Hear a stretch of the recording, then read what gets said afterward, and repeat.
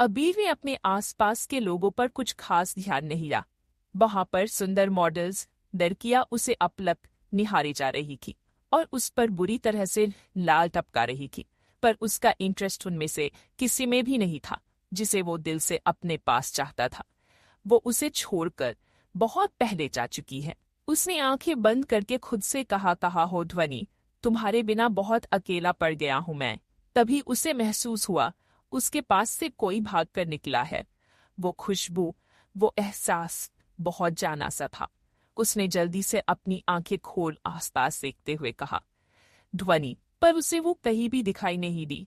उसने बस एक लड़की को गेट की तरफ भागते देखा जिसने एक ब्लैक कॉकटेल ड्रेस पहनी हुई थी, जो ध्वनि का स्टाइल तो बिल्कुल भी नहीं था। निराश होकर अपनी नजर उस पर से हटा ली और रोहन के साथ एक वीआईपी रूम की तरफ चला गया। उधर अपनी मॉडल को ढूंढ रही भागती ध्वनि ने मुड़कर उस जगह को देखा जहां अभी अभी बहुत सारे लोग खड़े थे, पर अब कोई नहीं था।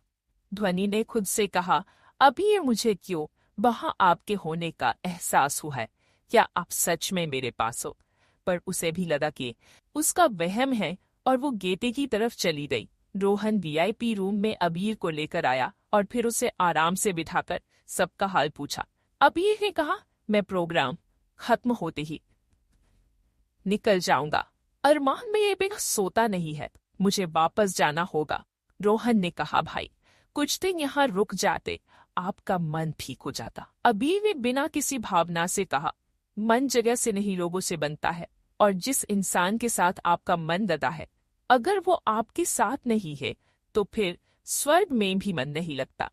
रोहन को अब नहीं समझ आया कि अब वो क्या ही कहे।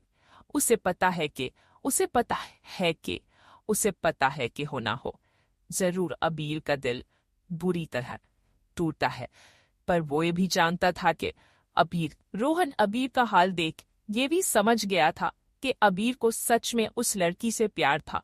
पर वो कौन थी जो उसके भाई को इस तरह तोड़कर चली गई, और क्यों?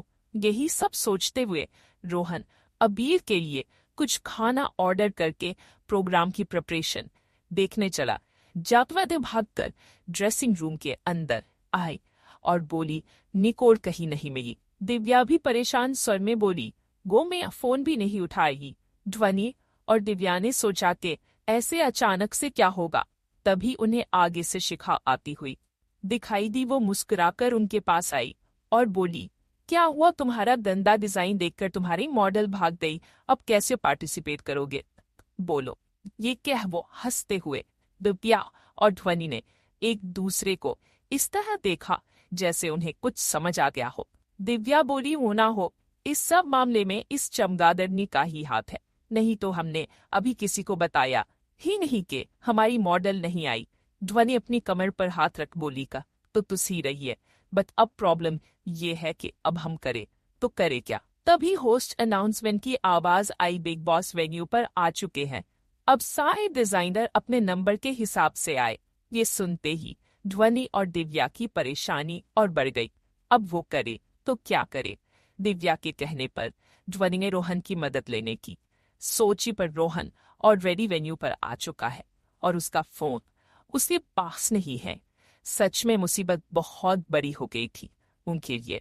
प्रेमा ने गुस्से से अपने कमरे का सारा सामान यहाँ वहां फेंका और चिल्लाते हुए बोली, क्या इस कमीनी ध्वनि ने हमारी डील तोड़ दी? डील हुई थी ना हमारी के 4 महीने के लिए वो अबीर को छोड़ देगी और अपने बच्चे को ढूंढने जाएगी।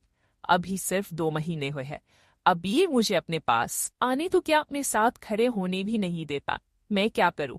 फिर उसे भी लगा के जरूरी नहीं है कि अबीर ध्वनि से अमेरिका में मिले। अब अमेरिका कोई छोटी जगह तो है नहीं, अपने काम से गया होगा, और ध्वनि अपने बच्चे से इतना प्यार करती है, वो ऐसी बेवकूफी कभी नहीं करेगी। रेवा को नहीं पता था कि ध्वनि क्या करती है और कहाँ रहती है, तो उसे भी लगा पॉसिबल नहीं है। सोच उसे थोड़ी राहत मिली।